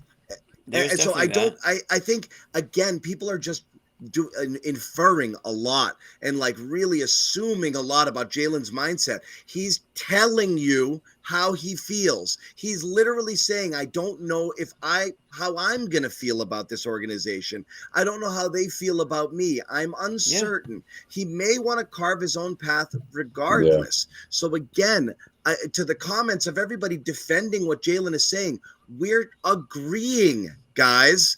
We say he has a right to feel this way. Just acknowledge that it creates a tremendous amount of uncertainty around his future here. He has That's a right to all feel we're saying. He has a right to feel some of the things that he feels. I wouldn't necessarily say that everything he's saying makes sense to me. It doesn't all, but the point is he's feeling it. Sure. That's all I'm saying. Right. It's real. The point is he's actually feeling it. So stop trying to read into stuff. He's telling you how he's feeling, and he doesn't like it. Whether you agree with whether he has a right to like it or not is irrelevant. He doesn't like a bunch of things right now that are affecting whether or not he's going to return. That's the story. Right. Not if he has a right to feel it, not whose fault it is. Nobody's pinning it on one person or another. I think the Celtics messed up a bunch of things. I think Tatum in that situation, like you keep saying, Jimmy, really didn't help himself out at all. I think Jaylen's had a chip on his shoulder the whole time, and these grievances keep stacking. He holds grudges for sure. I mean, that's obvious, right? There's a lot there, but there's the city, and there's a bunch of other things that he just might not want to be here. People just have to start to come to grips with it, and then figure out, what do you do? So what do you do, Jimmy? Do you hold or do you trade? If he doesn't get the Supermax and you go into next year and you're the Celtics organization and you're really like, I don't know, man, what do you do? I honestly, gun to head, and I'm not advocating for this, but I would, if it was me, I think the smart thing would be to trade. But only if you know, and I don't have enough information. Like, I think Brad Stevens and Wick and those guys, I don't know if they have that information, Jimmy. I think they must have more information. They must have a better inclination. I don't know. And obviously, I do. But I would say this: if Brad Stevens, I don't think they do, because I don't think he trusts them enough to have open conversations based on everything we're hearing. But they might just have a better impression, or they might get the vibe. We said this the at the vibe time I too. get, and I've said it. The vibe I get is, again, all things being equal, I think everything. Again, this is based on everything I'm reading and kind of what I've been seeing. It feels like he wants to sort of make his mark on another team as the alpha in another organization in another city, and do things that way. that's just based on. I'm not saying I'm right. That's just my interpretation of everything that I'm seeing and reading. I'm not saying go trade Jaylen Brown today. The thing that sucks the most, the guy is playing unbelievable basketball. He probably at this rate will make one of those teams because that's how good he's playing, and that's what kind of sucks because it changes a lot if he right. does. It changes the Because whole conversation. if we could just talk about if these interviews don't exist, the show's already ended by now. We just talked about how well the Celtics played tonight, and Jaylen Brown's playing the best basketball of his career. But now these interviews are out there. You start to second guess why maybe they've been on a little bit of a skid. Even though Jaylen Brown's playing great, is there a disconnect in that locker room that we don't really know about, that we're starting to see trickle out a little bit at the top? I don't know. This is what happens when these types of articles come out. You start to try to interpret things, on top of what the obvious quotes are. So, Jaylen Brown is playing some of the best basketballs of his career. But I'll also say this. It's tough to root for guys that don't want to be a part of your organization or don't want to be part of your city. And I'm not saying that's Jaylen Brown, but I just rarely hear positive things in that direction. So at the end of the day, if it turns out that he doesn't want to be in Boston and he doesn't want to be on the Celtics, there's nothing else you can do. And life will go on and the Celtics will have to make a trade and they'll bring in other players. It's happened to every other team, I'm sure, across the league at certain points, and they go through that process. But I don't want to cheer for guys who don't. It's got to be reciprocal. And I don't know why Jaylen Brown doesn't feel it, because I'll tell you what, when I go to games or when I watch games, it's nothing but love that I see. I think fans love him. It's nothing but love. So I don't know. Again, it goes back to what else can they do? It's been nothing but love. So again, if it's not Kevin Durant reciprocal, was available. I don't know. yeah, but that Well, no, even then, remember the arguments we had? Some people were die hard, never trade Brown for Durant. Of A course. majority John were was. diehard. I began that Well, way. like you said, it's only a small toxic group. apology, Cam. I began that way. This is one of the reasons why I flipped. Not because I'm like, get this guy out of here, but like the concern over.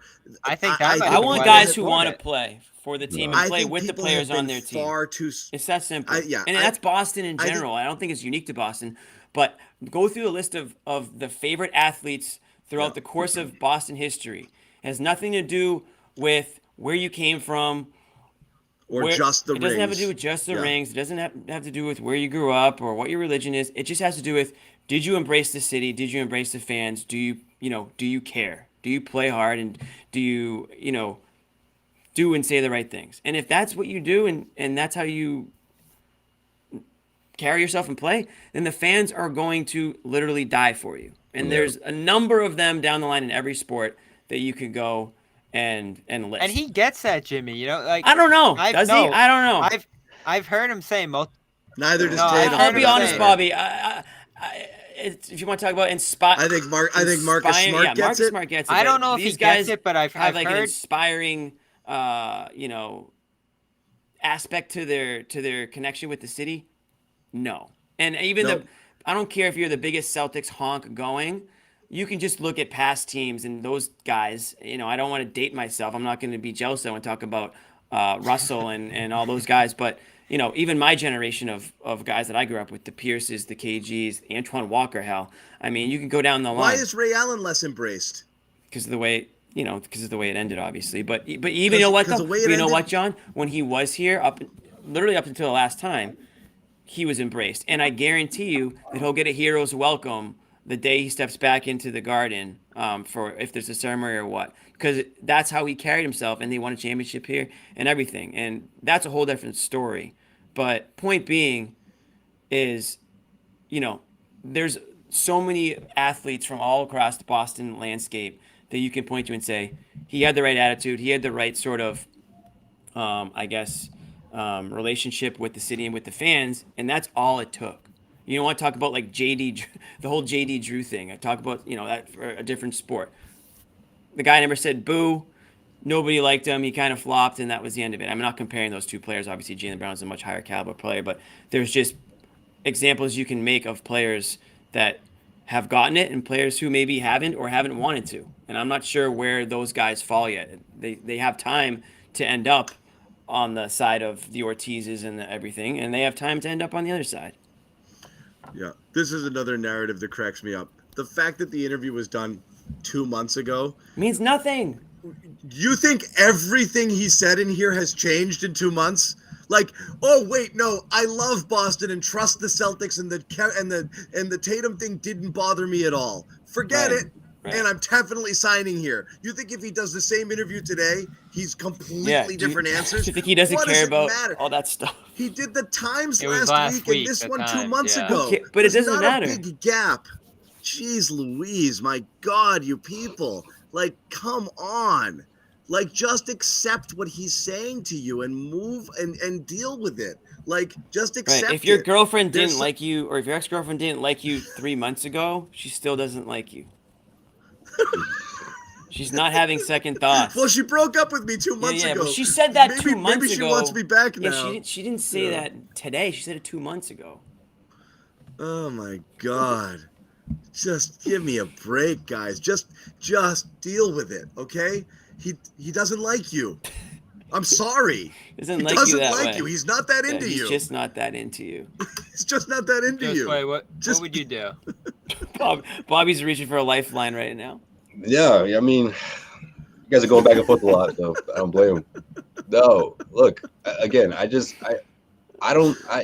you explore that option if you lose, honestly. If you lose, or if you just get the Supermax, it's not there for him, and that's when you have to really start talking about trading him. But look, I think winning is super important because Jalen doesn't know what it's like to be a champion in Boston. He doesn't understand like how revered you are, how the reason why guys come back here, after winning, and I just think the narrative shifts completely if they win, right? Because then it shifts to, can they do it again?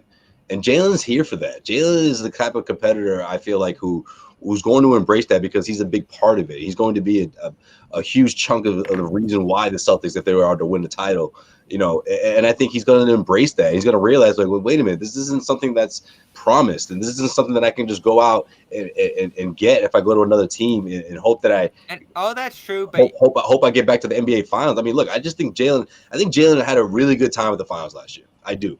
And I think he enjoyed the fact that, and I don't mean this in a bad way, but I think he enjoyed the fact that he, if you look at his numbers and the way the narrative, the way people were talking on social media, Celtics fans are saying, like, look, Jalen had a better NBA Finals than Jason Tatum. Oh, he mentioned it. I think he enjoys that. He mentioned his playoff performance in one of those articles, didn't he, John? Specifically. And I just think getting back to the finals is huge, and of course, winning it it changes everything. If he doesn't win it, I think it increases the likelihood of him not sticking around in a huge way. And some fans just have to accept that there isn't anything the Celtics can do between now and then that's going to fix things or repair this relationship. It's really hard to win a championship. I can't believe that not winning one, reaching 3 conference finals and an NBA finals is going to be like, I'm leaving these losers. I don't think it's like that, though, John. I just think it's less of an incentive to stick around when I don't think so. But John, he's pigeonholed into this role. Like we've been saying, like he's always going to be Tatum's team. He's always going to be in trade rumors. He's always going to be the guy that the Celtics can dangle. I don't disagree there that it's something that. So he's not. It's hard for him to get used to that role if he's not winning championships. Like what's the point? What's in it for him? I mean, John, he should not be fighting for All NBA. That's ridiculous. With what he's done this year. He's averaging 30 since the break. It's just merit. If he doesn't get status. it, it's Anthony Davis, Kawhi. Yeah. Oh, that's huge, John. It's that. I mean, obviously, it's money too. But they'd be putting LeBron on it if they could. Bobby, there's a lot of talent in the NBA too. And he's right at the top with a lot of other players. There's not that many players overall. Yeah, 15. No, and it's by position now too. These guys. If he's 17, these voters aren't paying attention. That's insulting. These voters aren't paying attention to Brown. Oh, he's a guard. Yeah, put him below all these guys. He's a forward, and he's one of the top. The voters, if they are paying close attention, Bobby, if they're taking a deep dive, they'll see a lot of points and they'll see a lot of other things he doesn't necessarily do. So again, if you actually want dumb voters to get Jalen into All NBA, because they'll just look at points. If you go deeper, there might be some things about Jalen's game that might not pop for you, okay? So let's not be ridiculous here. He's not a slam dunk automatic just because we want him to be. He's in the mix. He's in the mix, and I absolutely think he could very easily slot into that third team. Who knows how he finishes, and who knows how people think. He could very easily make it, but if he doesn't, it's not criminal. But maybe all the for him it is though, John. For him it is, and the top 5 teams. You know what else it is, John? It reinstates the notion that this is Tatum and this is Jalen. This is my point. Right, like this is how it is. This is how it's always going to be. Guard thing unless I leave Boston and show that I'm just as good as Tatum, and it's not just about that, but it's a huge part of the conversation. It's a huge part of guys. And again, everybody in the chat arguing about this, like major publications and people who follow and track and predict these things, have Jalen on the outside looking in right now. It is not ludicrous. He's right on that NBA bubble. That's why it's a concern. If he's a slam dunk all NBA guy, the entire narrative about his future is different. But to Josue's point, John, why is Tatum a lock? Well, because again, one, he's playing the forward position. Two, it just but is Jalen what it doesn't is. Like he's an all-star starter. He's scoring 30 points a game. What do you mean, Bobby? He's been in the MVP conversation. I know he's not going to win it. He's a more complete player. Yeah. No, I know he has slid a lot in it for sure, absolutely. And we've already criticized the last. I mean, we've been. If you've watched the show over the last 2 months, it reinforces that the narrative. I'm telling you, Jalen doesn't like that, and Jalen is coming off of, or he's in the middle of easily the best season of his career. So he's like, man, if I don't make All NBA, you know what I mean? It's like, what do I have to do to make that? You know? Like again, you think? I guess I'm confused. Like, is it a slam dunk if he went somewhere else? Like, what does he want? If All NBA is all that matters, does he want to go to a team that doesn't have any other good players so he can just put up enough counting stats to ensure All NBA to get his payday? I don't think it's all that about doesn't All make NBA. sense. Or does he want to go to another environment? Again, are you going to go somewhere where there's nobody else who's good? Like, who does? I don't think it's about that though. I think it's just about finding a situation where he can, like he says, do things that or be embraced for things that he does off the court. And you get a certain amount of status. You get a certain amount of standing as the guy, and it might be a vehicle to do more things off the court. Look at Tatum. Right. I mean, does what's Tatum done off the court? I mean, he gets again, the chips it's and what the you make of commercials it. and this What and do you that. mean? I can't watch TV without seeing his face. What are you talking about, Jimmy? He's all over the commercials. Maybe because, listen, I don't know why either, but I'm sure the opportunities are available to Jaylen Brown. I think he's certainly not. It's certainly not due to talent. It's certainly not because he's scoring less points per game than Jason Tatum. Is that whatever these opportunities aren't there for him. I'll say that. I mean, I think his role is a pretty big one on this team, and I think anyone who's paid attention to the NBA or specifically the Celtics understands that they need both Tatum and Brown to go anywhere. And yeah, both players have their strengths and their flaws.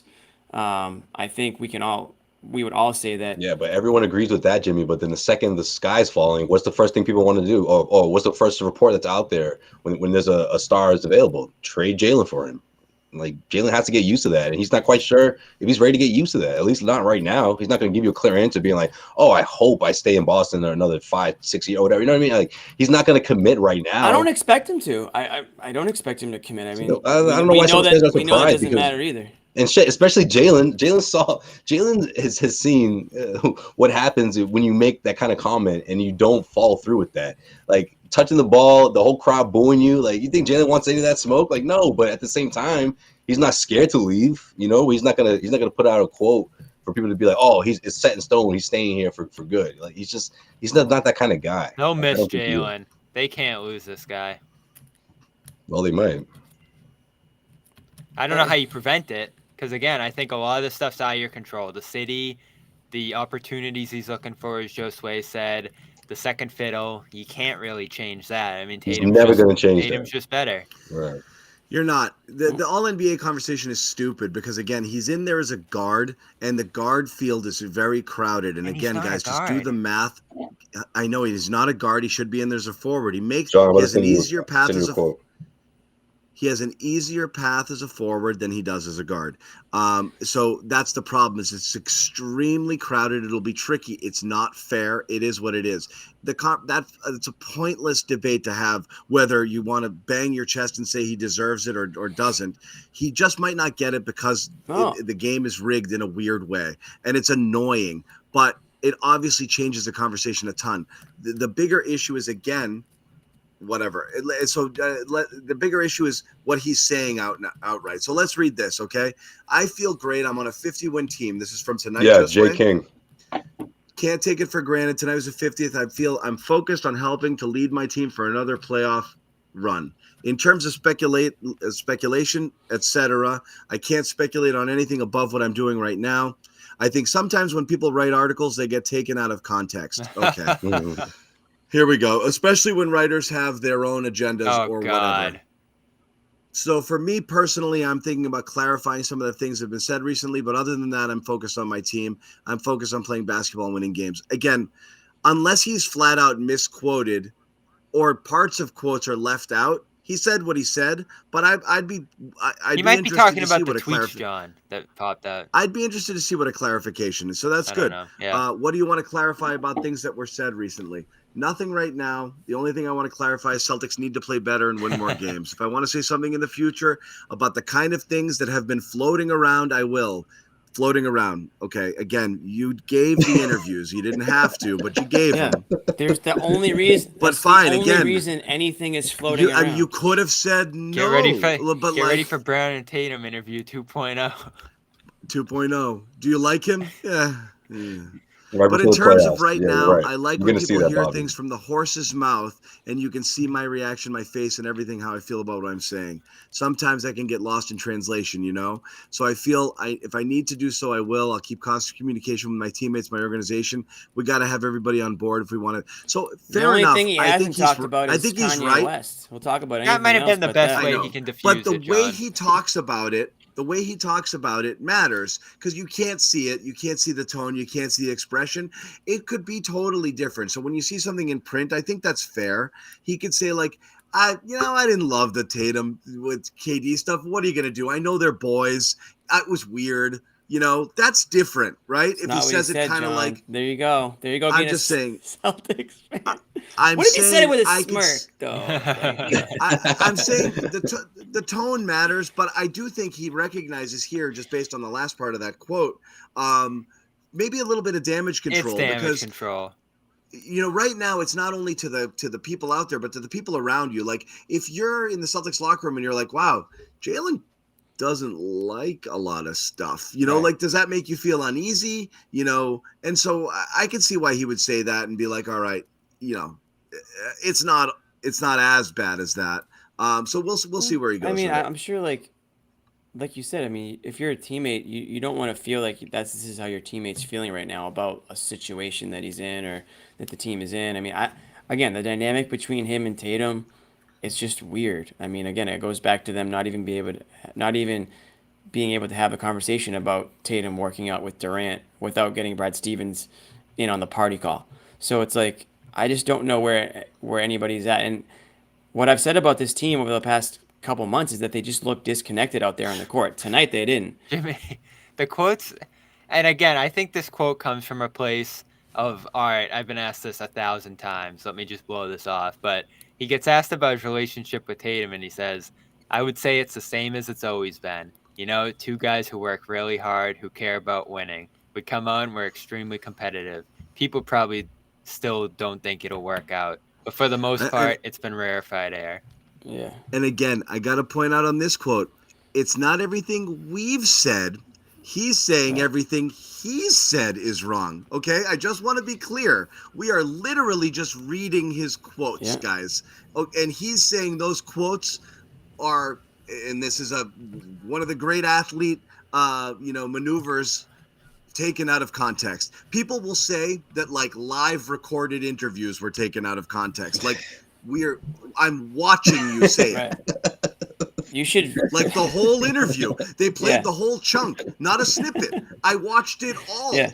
This is it. What they're Raw mad footage. what they're mad about is the interpretation. Right. Well, I mean, it's not. It was said. We're literally just quoting him, guys. Okay, he said it. He just doesn't like how it's been, I guess. Right, and he's done it before too. When he says things flowing out there, he means the people are talking. Like what the people are saying. There's a lot of stuff. Here's the quote on this from the Ringer piece, which we didn't read. Brown says he's been able to coexist with Tatum where it matters most, basketball. That's where we find common ground, on the court. Basketball is greatest teacher, equalizer for us as well. A lot of people, fans, are fascinated with our relationship and how that's developed over time. He's got fans within the Celtics fan base. I got fans within the Celtics fan base. And I think our fans have a hard time coexisting more than me and him do. We never had an argument. I don't think we've ever had a real argument fight. Nothing crazy like that. Well, yeah, because they don't talk. So what would they fight about? But he's basically saying there's a Tatum faction. There's I mean, a Brown faction. When you go to the games, fine. I don't get that impression at all. I mean, sure, and one the message side's boards, in Brown uniforms, the other's in Tatum. Yeah, Woo! JT, JB. I think there's the group. I think most people like them both. Listen, I mean, and you know what? These guys get tagged in their tweets all the time. There's a group of a big group of Jaylen Brown fans who are constantly reminding everybody that Jaylen Brown is better than you think, and they're tagging Jaylen Brown and they're saying everyone's disrespecting Jaylen Brown. And he's human. He sees those tweets and he probably believes that. Clearly, he believes that to an extent, based on the comments that he's made. So. Well, we've that's probably what he's referencing. We've talked a lot about the basketball tonight. How much of a factor will the city be? That's a good. I think that's a wild card you can't control, but I think it's really I really think that's really like real. at the top. I think it's the top. Like, I really do. I think it's very high. But again, we don't know. We don't know his mind. It was a big part of the New York Times one before the Ringer got into a lot of the. Yeah. But the New York Times one was done a week ago, Bobby. He might have changed his mind. Yeah. You know, he could feel totally different. Yeah, weather's changing here.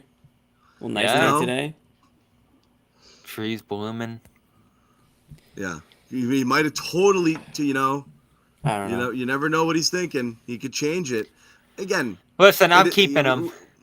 You gotta. Yeah. You gotta just hope it works out. Because what are you getting for him? Bane, Trae Young. I don't know who would even. It was Durant. They couldn't even keep Gordon. It was Hayward. Durant. You had to do Durant if you wanted to do this. Now you got to try to keep him. You have to do everything in your power to keep him. You have absolutely no choice. Whatever ownership can do to make it right, whatever Tatum needs to do, whatever everyone needs to do it. Like, you have no choice. Like, they have to make it happen. There's no question about that. And to the question of like the Brown fans and the Tatum fans, I don't know. I think it's ludicrous. Jaylen Brown has the most. There may be more Jaylen Brown defenders out. It's so funny that Jaylen Brown is the most defended player against nothing. There's like so little Jaylen Brown hate, such a small sliver of it, but the Jaylen Brown defenders are so out there, just quick to tell you how awesome he is. Jaylen Brown is almost universally loved by Celtics fans. The Durant saga proved that, I think. The Durant saga, we were seeing it in polls and this and that. It was like 80% want Brown over an all-NBA, all-world, all-time player. Like, Brown is beloved here. There's no need to keep defending him to people. Everyone likes Jaylen Brown. You might even argue that Brown might even have more fans than Tatum. People love Jaylen Brown. I don't think it's that. I don't think there's two factions either. I think he's a beloved player that everyone wants to keep here. I would agree with that too. And that's why when I said earlier, I was like, I don't necessarily agree with everything that I'm like reading he's saying, because I don't really think all of it's true. I think it might be something that he's thought to believe to be true, but doesn't necessarily mean it is. And I see tons of support for him around the city, tons. Yeah.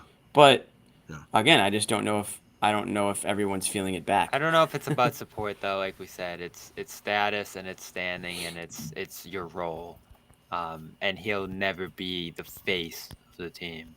I mean, everybody. He has to figure out what he cares about the most. Yeah, and then I think he's still figuring. I honestly believe him when I don't think he's decided, and he gave an honest answer. And you know what? I think it was the legacy of the Kyrie thing. He doesn't want to say, if you'll have me, I'll stay. And then 2 years later, he's gone and he's Kyrie. I think he wants Bobby, to if he leaves, this is, I don't want to stun you, but if he chooses to leave, it won't be Kyrie. Gonna get booed though. But it won't be Kyrie. Fine, but I don't think he cares that much. I don't think Jaylen Brown cares as much as you're acting like he does. I mean, has Jaylen Brown ever not said or done something because he's worried about what people are gonna think? That's the opposite of who he is so far. So I don't really think he's thinking about, I don't want to be Kyrie. I agree with you that I don't think he knows, but I don't think he's trying to not be Kyrie. I just think it might not be that, but I don't think he's not going to give you an promise. he's not going to give you an. Kyrie was kind of put on the spot in front of everybody, but I don't expect anyone to give an answer like that. But there's still probably a different way you can answer. It's an old reference. Yeah, seriously. That's funny. I can't wait for the next episode. Get ready for the next episode, Bradley Beal. Goodman was going after it today on Twitter. With, about got Providence. Spicy. Ed Cooley. Ed Cooley. A lot of Friar fans are extremely angry with former head coach Ed Cooley. I'm surprised he was the hire. I thought it was gonna be Patino. At Georgetown? Yeah, but he went to St. John's. Yeah, Cooley was their guy. Apparently, he's been their guy for a bit, and that's part of the. Yeah, he put his house on the market and started recruiting players to Georgetown. Yeah. It's great. I mean, that Fairleigh Dickinson coach already got hired. The way these coaches jump around is insane. Yeah. All right, we've been here a while. Jimmy's got to go to bed, but everyone wanted to kind of take their turn here at the Jaylen Brown stuff. It's always something on the Garden Report. Brown says he may clear the air at some point or another. We'll see. You clarify some of the stuff that was said. They practice on Thursday. So there's so many things that he would need to clarify. I just don't know if that would ever happen. All right, get out the article, guys. You got your pens? Seriously, there's a checklist of how do you actually feel about this? I mean, what I think he could do is the stuff we say he's never said, like the warm and fuzzy, like about liking things, or liking anything. That's what he might do. Like, of course I like it here, but I have to think about my future, and there's a lot of different things. Like, there's a lot of different ways to spin it to make it be like it's not all that. All of the quotes only talked about the things that I had concern over, but didn't mention some other things. So I'm going to fill in some blanks, and those blanks could easily be things that he likes, and that will make people feel better. I doubt he got asked in these interviews what he loves. Because the articles had none of it. Right. They asked about, kind of hot button topics, Durant trade, future, and X, Y, and Z, instead of tell me what you love about, so that's an opportunity for him to fill in some holes, which would honestly, I think, settle some people and be like, all right. He doesn't totally hate us. It just goes back to, it just goes back to, for whatever reason, he felt the need to answer all those questions in the middle of the season or whenever it was, January, whatever. It's just not conducive to your current situation with the guys that you're trying to. I like a guy being honest, though, Jimmy. I'm never. It's not about not being honest, Bobby. It's not about being honest. I don't want him to lie. It's about choosing what to say. Knowing when to be honest and when to just not. Yeah. He didn't want to be honest about Kanye West, Bobby. What about that question that he passed up on? Obviously, he knows when to answer a question and when not to. Yeah. So. Right. I mean, it's a choice. Look, he's a grown man and an intelligent one. What you say has impact. So, I mean, you can't throw stuff out there and not realize it's going to land somewhere and it's going to be talked about. Like, you're literally telling everybody, I don't know if I'm coming back here. That's going to absolutely be a thing that gets discussed. I don't know how else you could view that. He's certainly smart enough to understand that, if I say this, it just feels like there's a afraid. It's going to be a thing. You can always decide to I'm not going to say that because it's going to ruffle some feathers, but I want to be honest about some stuff. You know? I mean, he made it pretty apparent that there's some level of a frayed relationship between him and the front office, whether that's Brad, whether that's the ownership. There's something there's a trust issue there. There's a disconnect. There's relationship building needed, and he felt the need to make everybody aware of that. So, yeah. Yeah, I think so. There you have it. That's it. That's it. Thanks, guys. All right, we hung out for a bit, and so did you. Thanks, guys. We shared some laughs. Appreciate y'all. You know, we might have bickered a little bit. I think we're better for it. Did we bicker? In the end, We bickered. I think we're good. For those of you still here, you want to go lay some odds, some action here on JB over under seasons in Boston. Go to FanDuel. FanDuel, Jaylen Brown's next team. You go check out, see if those futures are out there. FanDuel.com/Boston. Cash it in. $5 wager gets you 200 in bonus bets. You can take care of that. Again, FanDuel, the exclusive wagering partner of the CLNS Media Network. Go to FanDuel.com. On Friday, we're betting. We're all collectively betting no dunks in the first 3 minutes. Celtics versus Pacers. I have to You're look so at the lucky Pacers. Rob didn't start. First, make sure Rob isn't starting. I'm hoping that they just stick with the Derek White in the starting lineup. Yeah, they will. That would make the most sense. So We should. no dunks, first 3 minutes. I'm so glad they're gonna be back. We haven't been in a game in like 20 days. It's been a while. It's been a minute. Yeah. It's definitely been a minute. That was a long trip. And thanks to everybody who 4 stuck and it 2, out with us. not bad. What is it? 4 and 2, right? 4 and Atlanta, Minnesota, Sacramento. Joe said he wasn't happy. Joe Mazzulla was asked about 4 and 2, and he said he was not happy with 4 and 2. Oh yeah, because they played terrible through the middle. And because there's only 9 games left. Apparently, if it was beginning of the year, 4 and 2 would be great, but this is the end of the year, and they want to be playing, better basketball than what they're playing, which I think we would all agree with. Yep. This is it. Here you go. I mean, what are we looking at in the standings right now after tonight? They're in 2 solidly, right? But did they make up ground on the Bucks? 2 games back. That game's looming a week from Thursday in Milwaukee. So try to make up as much ground as you can and set up a game that might just decide that 1 seed. Let me see here. Standings. Yeah, they're 2 games back. Yeah. You still got the Sixers looming, too. That'll be a big game. They loom. John doesn't believe in the Sixers, everybody. How can you? Again, I still believe that the Celtics... How can you? They've got the MVP badly, on their team right now.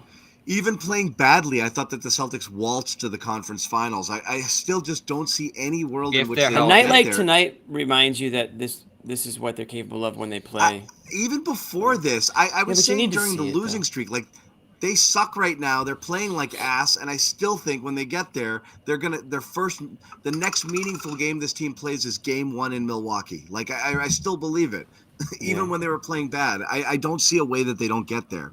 So then shit is real, and we'll see where they're at. They're too good, and the Sixers are not beating them in 7 games. I don't give a crap how Philly's playing right now. They don't want that. Philly don't want that smoke. They don't want it. They think they do, but they don't. Even Doc, you can just tell. Embiid, Harden, Maxey, Harris. That's a good second round series. You'd rather, I don't know. New York could be fun too, but it's great. But Philly's not going to win it. It's probably going to be. It's great for the Celtics. And it might be. I hate to say it, but it might be Doc's last year. We'll see. Yeah, that's going to be Celtics in 5 and Doc's, and then that's Doc's last game. I just don't. Again, obviously, the caveat of health. I see no way the Celtics aren't playing in the conference finals this year. A lot of shit would have to go wrong, or there's something damaged going on behind the scenes that we don't know about. But I don't think so. So that would be an epic show. These clowns are back at the Garden starting on Friday, correct? Correct. Friday and Sunday. Friday, Sunday, we're back with those. Keep it here. If there's any breaking news over the next few days, we'll jump on here and talk to you guys. Bobby Manning always looking to breaking articles. Bobby Manning always looking to do some damage here too with daily Garden reports. So keep an eye out. Notifications. Follow us on Twitter. All of our personal handles. Subscribe to CLNS YouTube channels. Turn on those notifications. Tell all your friends to jump on the stream and come in here and troll all of us and tell us why our takes are dumb. Some guy left an hour and a half ago. I'm out of here. These clowns. Yeah. I love that. His name was CV. CV. I wonder if he made his way back. He has no idea what he missed. If he thought, if he was done an hour and a half ago, oh man, he would be jumping off the Tobin right now. Yeah. So funny. Anyway, we're out. Thanks, guys, for hanging out.